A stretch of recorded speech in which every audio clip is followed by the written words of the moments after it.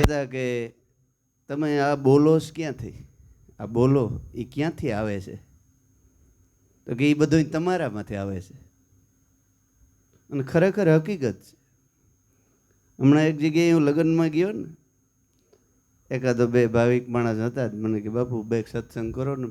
એ કંઈ યાદ જ ન આવ્યું. કંઈ હું બોલું કંઈ યાદ જ ન આવ્યું. લ્યો,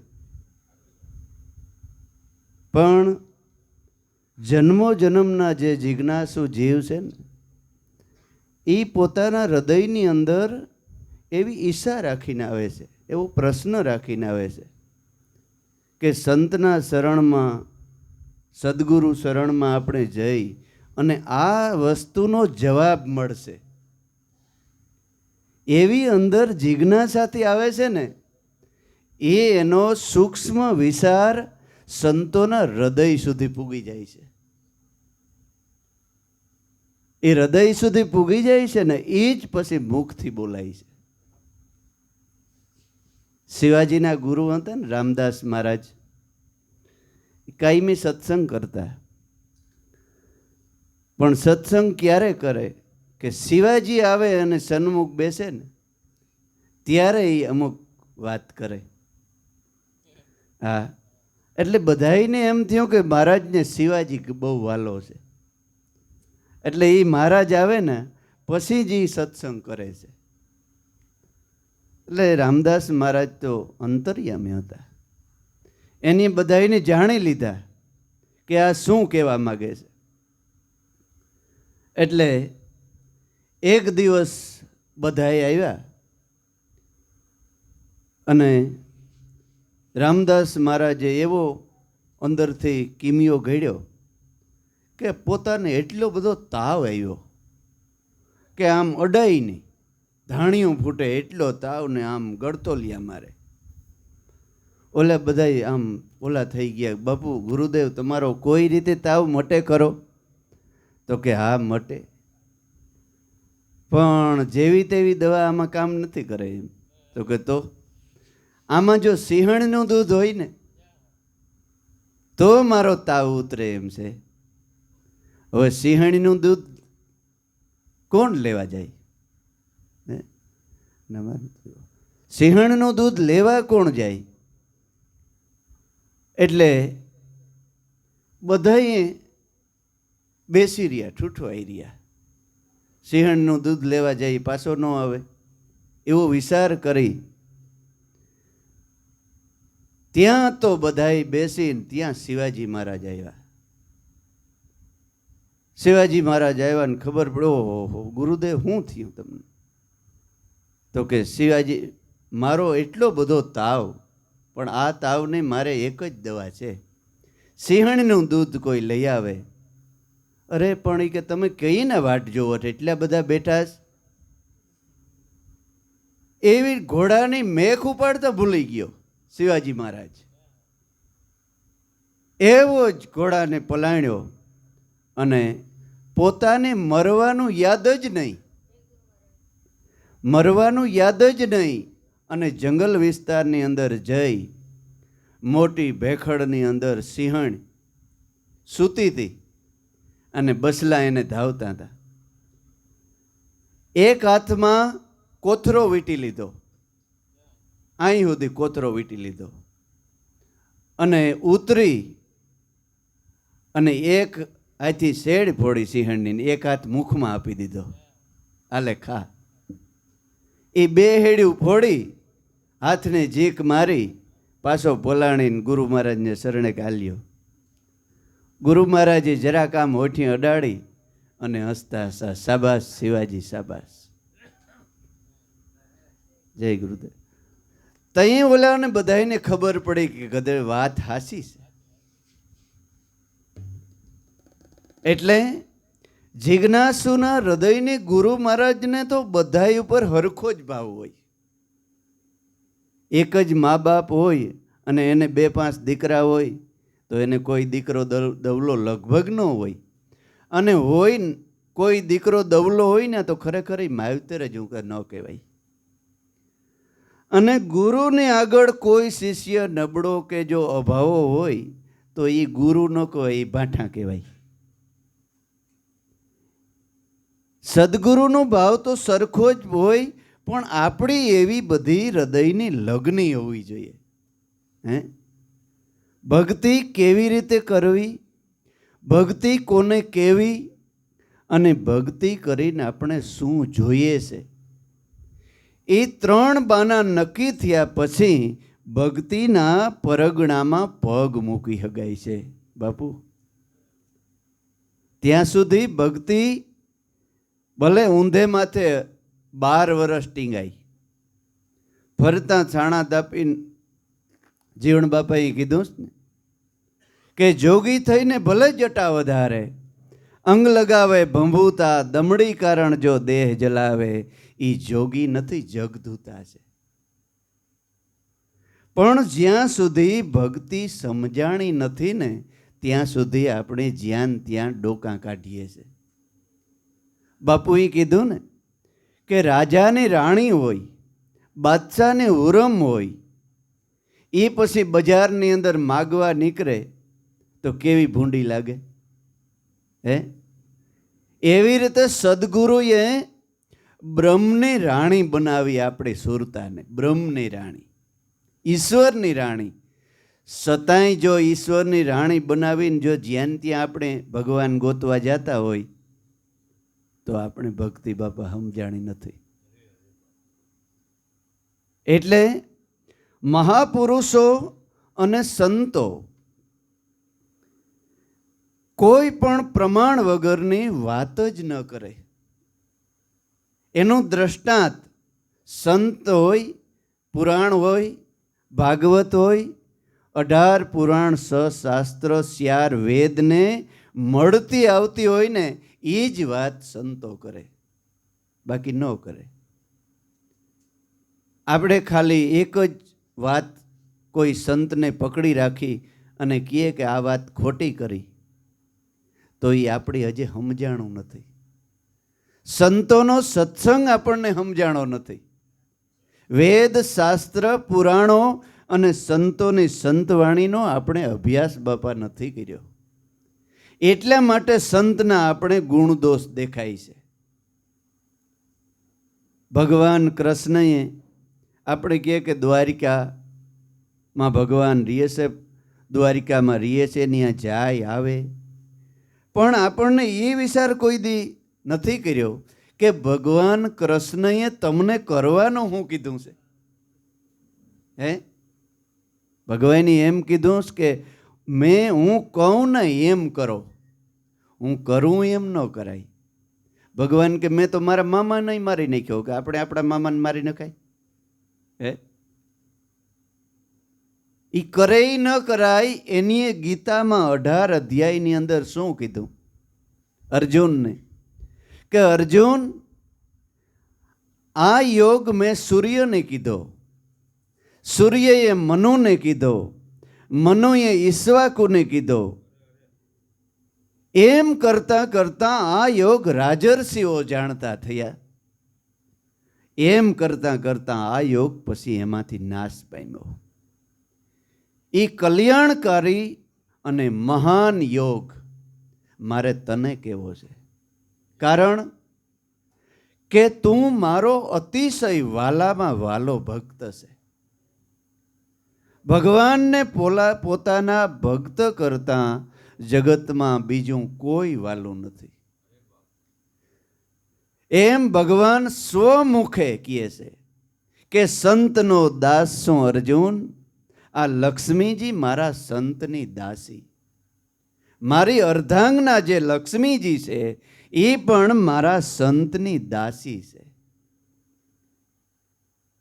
પણ ક્યારે કે અર્જુનને કીધું કે અર્જુન, મારું સ્વરૂપ જોવું હોય તો તારી સર્મચક્ષુથી નહીં દેખાય, સાંભળાની આંખોથી હું દેખાઉં એવું નથી. હું તને દિવ્ય દ્રષ્ટિ આપું એનાથી મારું સ્વરૂપનો અનુભવ થઈ શકે. પણ જો એ ધર્મનો, એ ઈશ્વરનો અનુભવ કરવો હોય તો બધુંય ત્યાગ કરી દે, સર્વ ધર્મનો ત્યાગ કરી અને મારે શરણે આવી જા. હું તને સર્વ પાપોથી છોડાવીશ.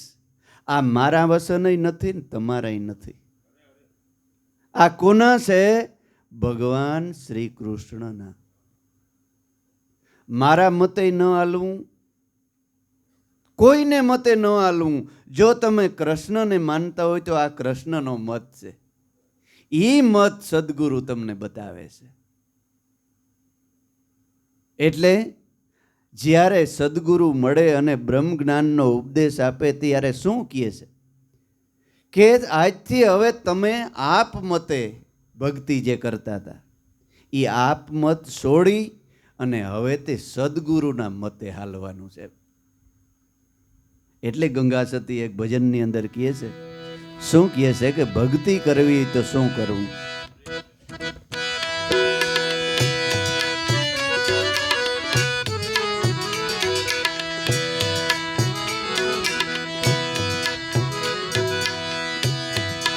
જી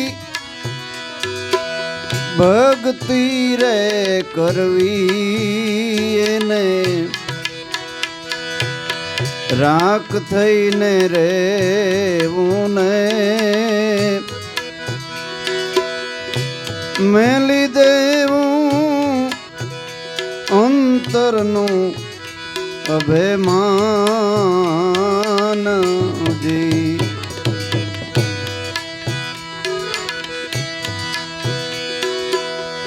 સદગુરુ ના રે શરણમાં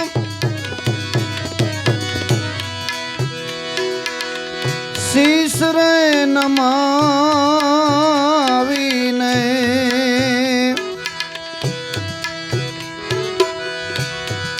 કર જોડીને લાગવું એને એ પાય.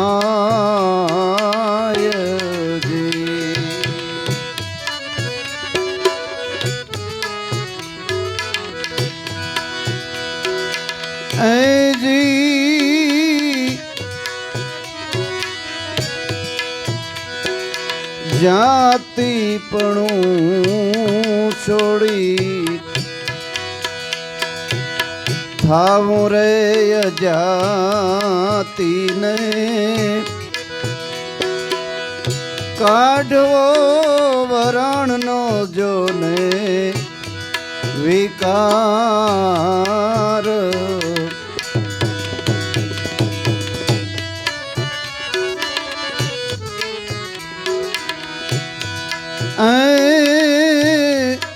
જાતિ પણ છોડીને અજાતિ રે થાવું ને એ કાઢો વરણનો જોને વિકાર.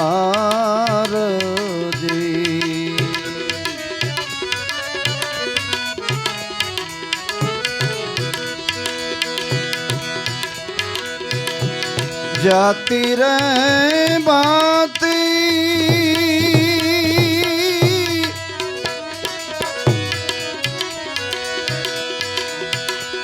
નથી હરિના દેશ માને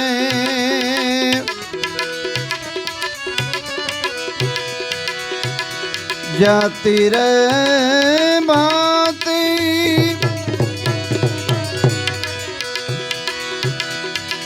નથી હરિના દેશમાં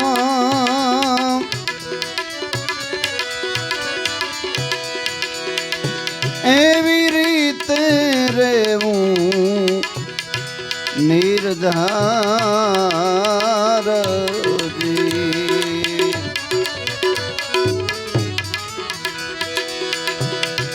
જી જો ભક્તિ રે કરવી હોય તો રાખ થઈને રેવું ને મેલી દેવું અંતરનું અભિમાન.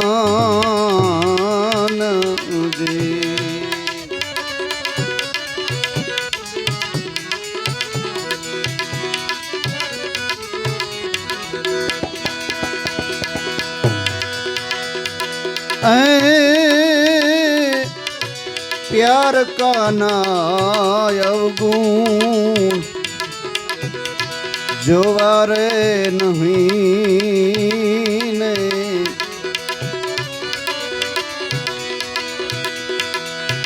એને જ જાણવો એ સદગુરુ નો એ દાસજી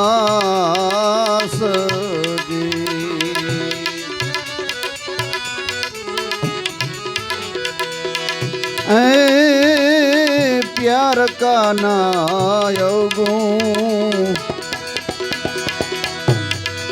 जोवारे नहीं ने एने जाणवो हरिनो ए दास जी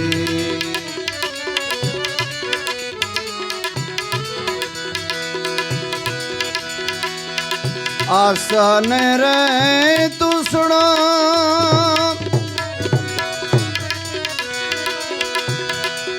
एक कोई नहीं और माने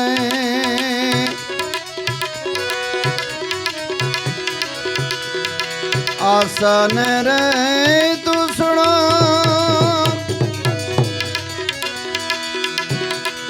एक कोई नहीं माने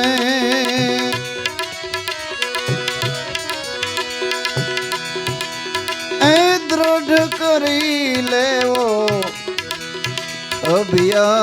अभ्यास जी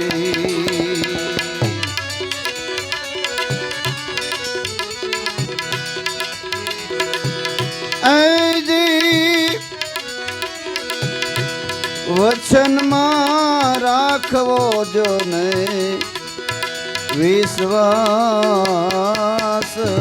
जी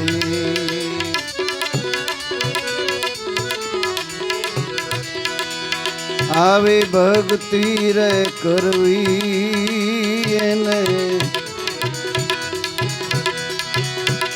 राख थईने रेवू ने मेली देवूं अंतरनु अभिमान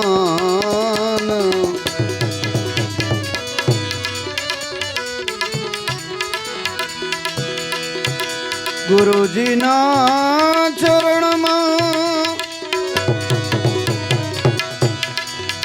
शीश नमावी कर जोड़ी लागूं ए पाय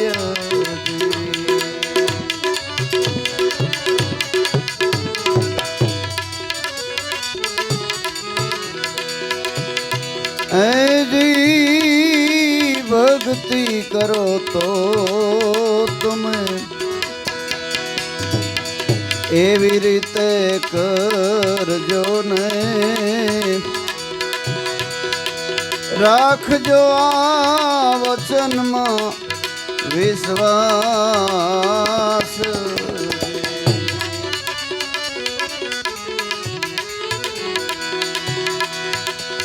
गंगा सती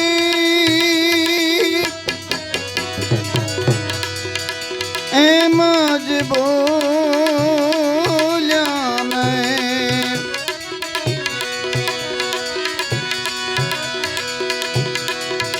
ऐ गंगा सती एम ज बोल्या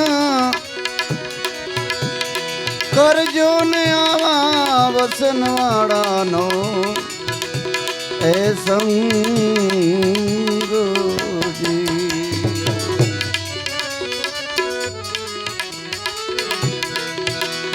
ऐ जी भक्ति जो करवी होई तो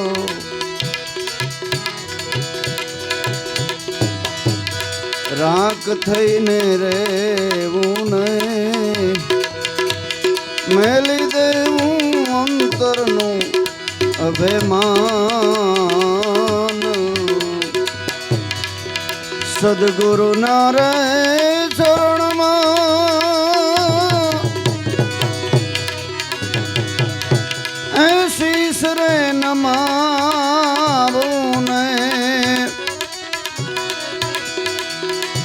કર જોડી લાગવું એને એ પાય એ પાય.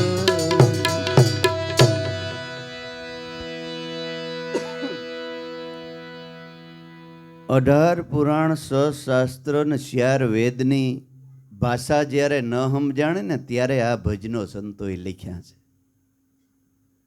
ભજન એટલે બીજું કાંઈ નહીં.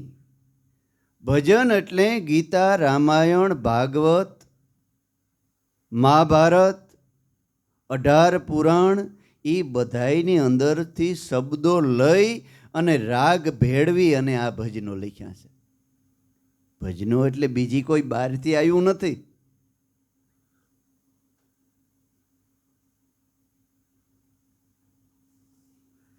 પણ સંસ્કૃત ભાષાની અંદર જે શાસ્ત્રો હતા એને ગુજરાતીમાં ટ્રાન્સલેશન કરી એમાંથી એક એક શબ્દ જાણ્યા જેવા લઈ અને એની અંદર રાગ ભેળ્યો. આપણે શીરો બનાવીએ, શીરો તો ખાલી એમાં ઘી કે તેલ કે કંઈ મૂણ ન નાખીએ તો ખાવાની મજા આવે? ઠહકાતો જાય ગળામાં. પણ એવો ઘૂંટી ઘૂંટી અને ઘી બધોય મૂણ નાખી હાઈ ક્લાસ બનાવ્યો હોય તો તમારે આમ ઉગારવો ન પડે, ઓટોમેટિક ઉતરી જાય. એવી રીતે શાસ્ત્રો છે ને એ ખાલી વાતું છે. અને આ ભજનોમાં સંતોએ રાગરૂપી ઘીનું મૂણ ભેરવી નાખ્યું, બતાવ્યું. એટલે પ્યારું લાગે. કારણ કે કલિયુગનો માણસ એવો એ કે એને જો રસકસવાળી વાતો હશે ને તો જ કે મજા આવશે, નકર નહીં આવે. એટલે સંગીત, તબલાન, પેટીન, ભેરો રાગ ને બધા ભેરવી ભેરવી જો આને કહેવું ને તો નજીક આવશે. હમણાં ભાગવત બધા ગામો ગામ હાલે છે. જો ભાગવત તમને એક જ પંડિત બાપા હોય જે શાસ્ત્રીજી, એ ભાગવત લઈને ખાલી તમે સાંભળાવે ને તો એક માણસ ન સાંભળવા જાય, એક માણસ સાંભળવા ન જાય. ખાલી ભાગવત લઈ, બાકી ભાગવત એટલે ભાગવત જ છે.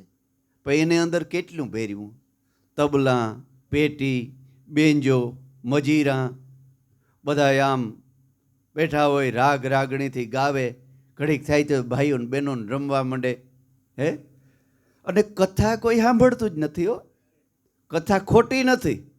હમણાં એક ગઢવીભાઈ કહેતો કથા ખોટી જરાય નથી. કથા મહાન છે, પણ કથાને સાંભળવા વાળા ખોટા છે. કથા કોઈ સાંભળતું જ નથી. માણસ શું કરે છે, એક જ દીમાં 3 વાર કપડાં બદલાવે. એટલે દિલીપભાઈ દવે હમણાં કથા હતી ને બોઢવાડા, એ બહેનોને કે તમે 3 વાર કપડાં મને કોણ જોવે છે? ઘરણાં કપડાં, 2-3 ઝૂમણા પહેર્યા હોય ને કપડાં પહેર્યા હોય ને 3 ટાઈમ કપડાં બદલાવવામાં જ દી વયો જાય છે. એને પૂછો કથામાં શું આવ્યું, હરામ કંઈ ખબર હોય તો. કપડાં બદલાવવામાં, રૂપ રંગમાં બધુંય આખો 9 દિવસનો માહોલ વયો જાય છે. અને તબલાને આ કલ્પેશ મહારાજે થાપી મારી નથી, બેનું રમવા ઉઠ્યું નથી. શું કરે? બસ તબલાને થાપી સંભળાવી જોઈએ, ઉઠીને મંડે રમવા. કથા ખોટી નથી. કથા તો લોહીના એક એક ટીપાના શબ્દો છે. એટલે સમાજને, કલિયુગના માનવીને મનોરંજન વધારે ગમે. એટલે સંતોએ આને અંદર રાગ બાપુ ભેર્યો છે. ભક્તિ કરવી તો રાખ થઈને રહેવું. રાખ થઈને એટલે કે બીજાનો દાસ થઈને રહેવું. કે હું ઈશ્વરનો, ઈશ્વર એટલે ઈશ્વર. કોણ? ઈશ્વર. જે તમારામાં સ્વર હાલે છે એ જ સ્વર, બીજો કોઈ નહીં.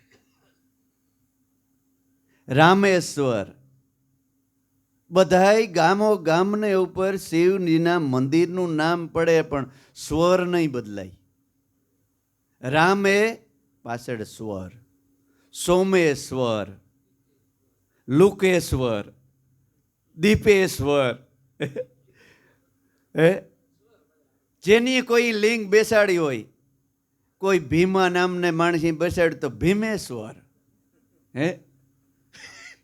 કોઈ લુખાઈ બનાવ્યું તો લુખેશ્વર. પાછલો સ્વર ન ફરે. એ કયો સ્વર? તમારું શરીર છે ને એ જ લિંગ છે. તમારો દેહ લિંગ છે અને એમાં જે સ્વર હાલે ને એ બાપા શિવ છે. ઈ શિવ તત્વને હાસા બ્રહ્મનિષ્ઠ ગુરુ હોય ને એ ઓળખાણ કરાવે. એના દાસ થઈને રહેવું, એને આધીન થઈને રહેવું ને એ ભક્તિ કરી રાખ થઈને રહેવાનું કહે છે.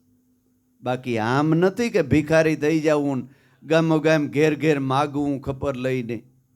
એમ સંતોએ ભિખારી રાખ થવાનું નથી કીધું. રાજાના રાજા સંતો બનીને રહ્યા, પણ એ કેના દાસ થયા? સ્વરના. સદગુરુ અને સ્વરના દાસ થઈ ગયા. પાછળ એનો જવાબ પણ આપ્યો ગંગા સતી માએ. દરબારની દીકરી છે, એનો જવાબ આપ્યો કે શું કરવું રાખ થવું? તો કે સદગુરુ શરણમાં શીશ નમાવવું, બીજે ક્યાંય ન નમાવવું. સદગુરુના શરણમાં શીશ સમર્પિત કરી દેવું, ધરી દેવું. ધરી દેવું હું આ માથું કાપીને ધરી દેવાય? તો ભક્તિ કેમ કરવી? પણ આપણું જે જાણપણું છે, જે હું પણ હલવાઈ ગયું છે, હું કંઈક છે ને હું આમ છે ને હું મેર છે ને હું દરબાર છે ને હું આ જ્ઞાતિ ને હું આમ કરી નાખું હું તેમ કરી નાખું, એ જે ઠાઈ પડ્યું છે ને એ બધું સદગુરુ શરણની અંદર ધરી દેવું. એ શીશ ધર્યું કહેવાય. સદગુરુ શરણમાં એ શીશ ધરવું, શીશ નમાવવું અને કાયમ થઈને રહેવું એના દાસ. એ શરણમાં શીશ ધરી દીધું ને પછી એ શીશ ક્યાંય નમે નહીં, બીજે ક્યાંય ન નમે. તુલસી મસ્તક તબ નમે જબ ધનુષ્ય બાણ લ્યો હાથ. ભગવાન કૃષ્ણ તુલસીદાસની કે પરીક્ષા કરી. તુલસીદાસ જંગલ પાણી જઈ અને પાછા વયા આવતા હતા. ભગવાન કૃષ્ણ કે હામા જડ્યા તુલસીદાસને. તુલસીદાસ પોતાની મસ્તીમાં પોતાના સદગુરુ ને મસ્તીની અંદર વયા આવે છે. હામુય ન જોયું, કૃષ્ણ વયા જતા હતા. હામુય ન જોયું, કૃષ્ણ આડા ફરી ગયા કે. અને તુલસીદાસને કીધું કે હું તારો ગુરુ રામ છે ને એ જ હું, એનો અવતાર છે. તો કે મારા બાપ બધી વાત હાસી તમારી, તમે હી હે કદાચ રામનો અવતાર હે, પણ મારું મસ્તક રામનું રૂપ જો લ્યો ને તો જ નમે. ધનુષ્ય બાણ હાથમાં લ્યો અને દશરથના દીકરા રામનું જો સ્વરૂપ લઈને મારી સન્મુખ ખડા થાવ ના તો તુલસીનું મસ્તક નમે, બાકી ન નમે. ભલે તમે એ મના નહીં. તુલસી મસ્તક તબ નમે જબ ધનુષ્ય બાણ લ્યો હાથ. એટલે એક પતિવ્રતા, એને ભક્તિ કહેવાય. પતિ મળ્યો હોય પતિ, અને પતિ મળ્યો હોય એ પત્ની જો બીજા પતિ બીજા પુરુષો સામે જો ડોકા કાઢવા જાતી હોય તો એને શું કહેવાય? શું કહેવાય? પતિવ્રતા નારી કહેવાય એને? ગુણિકા કહેવાય.